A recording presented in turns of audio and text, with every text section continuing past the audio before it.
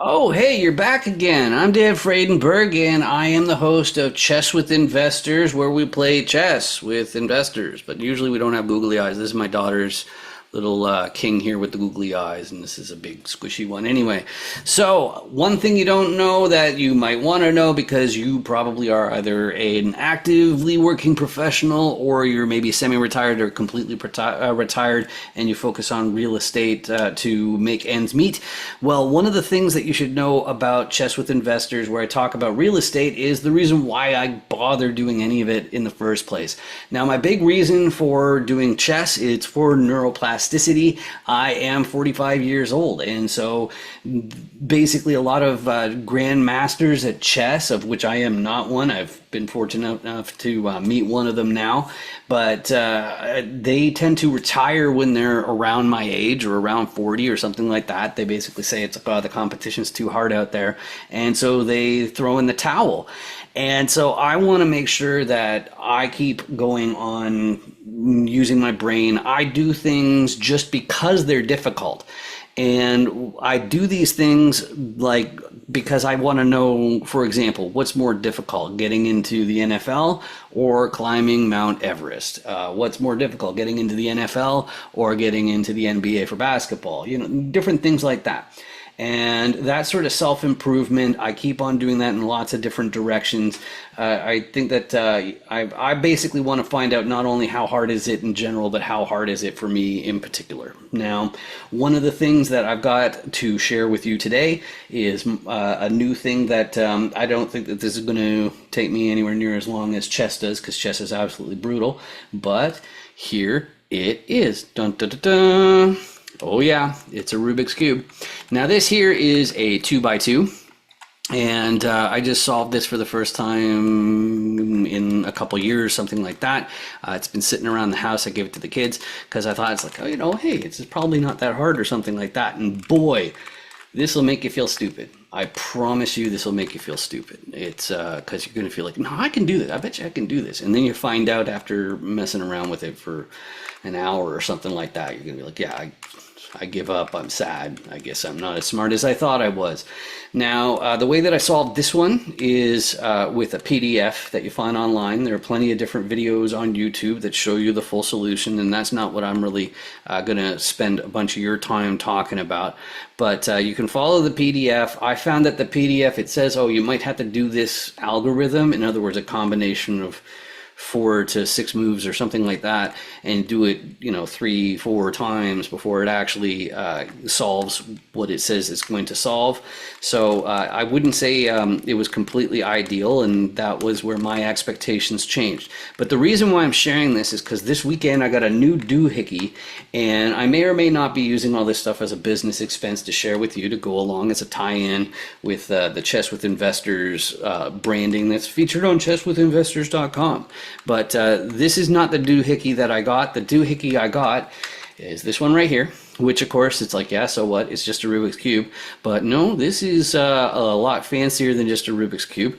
I know when I pick it up, in general, there's this little red light that you can see in here because this is Bluetooth.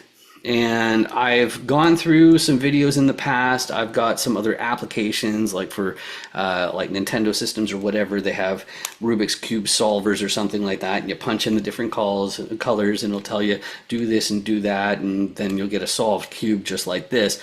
But this one's definitely better. And the main reason for that is the app itself, the Rubik's app, Rubik's Connect. Now, the first thing you have to do is connect to the cube. It seems like it already has connected because I did that. I just recorded this entire video a second ago and I had to redo it because for some reason the audio didn't come through. How wonderful is that? But anyway, on this opening screen, it's going to ask for your information so that you can log your speed cubing time, which that's not really something I intend on doing. I imagine you're probably the same as me. But if you have a cube that's all messed up and it's synced, you can hit solver. And then it tells you to hold it so that the green is facing you and white is facing up, and then you hit continue. Now right here it's going to say congratulations, it's already solved, way to go. So that's not too exciting, but the section that I think you'd want to check out is the learn section down here. And if you hit start, you got this great big menu of different options.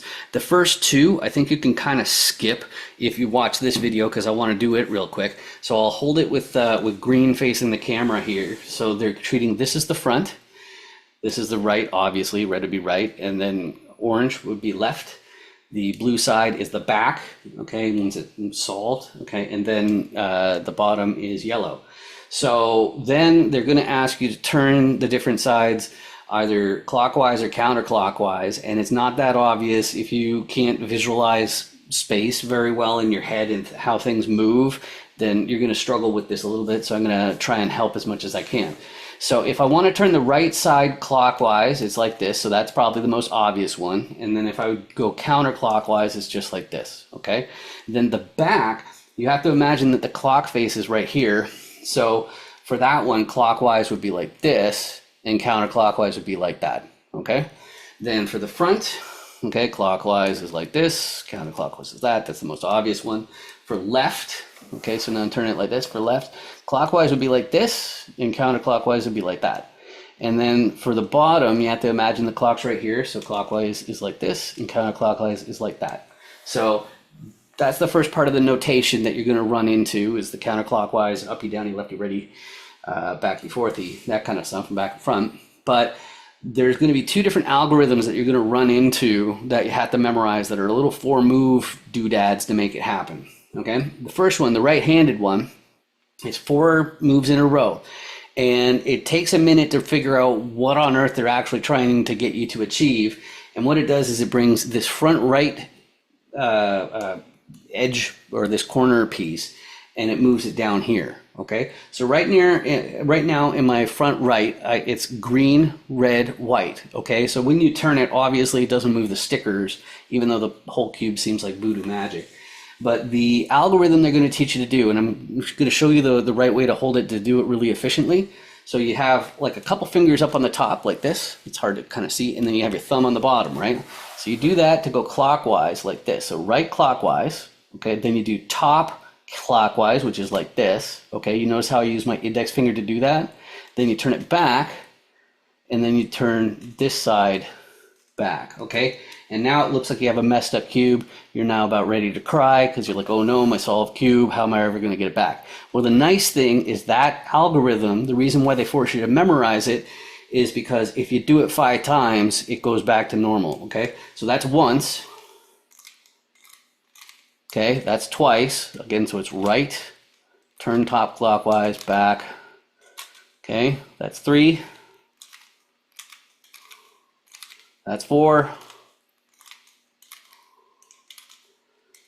Okay, and this is 5. Voila, see, it's back to normal again, okay? So that's the right-handed one. Now the left-handed one is to do the same idea of moving this guy right here, okay?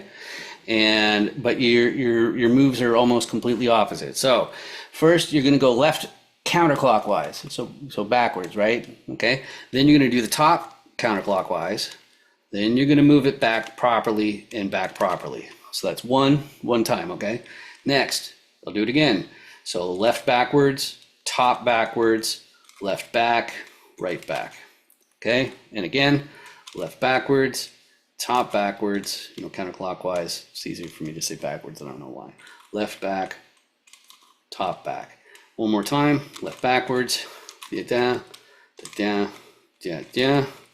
Okay, and this should be the 5th time that my calculation is right. Like that, and then like that, and then this should be the last one. Voila. So I did not break it. Isn't that wonderful? So those are the 2 algorithms that you're going to run into when you're learning to solve the cube. Again, like I do think that this Bluetooth thing is worth it if you actually want to conquer the cube.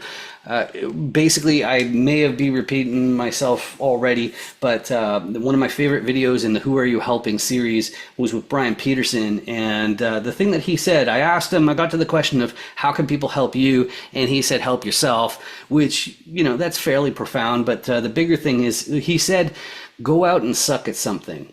And I think that when you learn something new, when you make a whole bunch of mistakes, you try something new, you stop taking yourself so seriously. And then also you work on your neuroplasticity. As I was saying a minute ago, like when chess grandmasters get to be around 40 or something like that, they're commonly considered over the hill. But my understanding of how the brain works, neuroplasticity and whatnot, is it's more like use it or lose it. I think part of it is that people get comfortable and they stop trying hard, or the romance of what they're doing, it kind of falls out of the way. And so if you try something new, you realize, oh, wait a second, I'm not actually perfect like I thought I was, or whatever is going on with people. And I think that you become a better person as you grow into things that were originally challenging to you. And you get the joy of, showing up at somebody's house, seeing a Rubik's Cube, and being able to fix it regardless of how mixed up it is. And that's what I'm looking forward to, and I'm hoping to be able to do that by next July. So we'll see how that goes. Anyway, thank you very much for watching. I do encourage you to watch some more Chess with Investors at chesswithinvestors.com. I do have a contest going on. If you're probably aware that LinkedIn is the best way to reach me on social media, and if you are interested in this contest, I'm giving away diamond memberships for chess.com, which gives you the ability to analyze all of your games with AI. It'll give you an accuracy out of 100. So if you do exactly what the best chess engines like Stockfish would do on every single move, you'll get 100. That's not very common unless the other person messes up completely, or you memorized a line that that somebody's not really going to know. I've seen grandmasters, in like the high 80s, low 90s, and stuff like that. When they're in classical games that take like 2 hours, it's more common for them to be like 97 or something like that. That's the super top GMs. So you'll be able to see how the computer thinks you did. It'll give you an approximate rating of your performance that you did. There's also puzzles. There's also more bots that you can play against, and it's a pretty effective way to get better at chess. But if you want to appear on the show, then go ahead and DM me through LinkedIn. That's the best way to do it. But the other thing I'd be remiss if I didn't mention is the Cardinal Financial Consulting sponsorship that is going on right now. And there's an extra thing. This is the middle of August 2025 right now. There is a contest for a $150 Amazon gift card, and the only catch is you have to get on Ryan Yates's calendar. He's the main fractional CFO, the founder of Cardinal Financial Services and the financial consulting. And all he's going to talk to you about is, because he focuses on alternative investments, is he's going to find out, okay, what have you got going on for your current real estate business? Is it going to hamstring you down the road when you need to do an exit strategy? Do the numbers actually support what's going on? There's no pressure at all. He just wants to meet some more people. I do as well. I'm also using it as kind of like a canary in the coal mine, or whatever saying you want to say, as far as how many people are there like you who are listening and will end up taking this sort of bribe in order to just have a completely obligation-free conversation with him. He's a lovely person. I'm sure you'll love him to bits. Good old Ryan Yates. You can also check him on LinkedIn. He's out of New Jersey. It says he's in the New York metropolitan area on there, but alternative CFO is what you'll see on there. So if you just talk to him, you can set up an appointment on his Calendly and see what your financial goals are going to be achievable. And of course, he also the way I try to explain it to people is right now in the United States, there are 6 different banks that have over $1 trillion in assets. When Ryan was working for one of them, there was only 3. So the one that he was working for, they were in a phase of rapid, aggressive expansion, trying to get more and more under their balance sheet. So when it comes to creation of real estate funds and the different entities and stuff like that, he's seen the good, the bad, and the ugly, so he can see the bad news coming a lot faster than a lot of other people. But it's definitely worth your time to talk to him. But I just really appreciate the fact that you joined me for this time. So I hope to talk to you soon.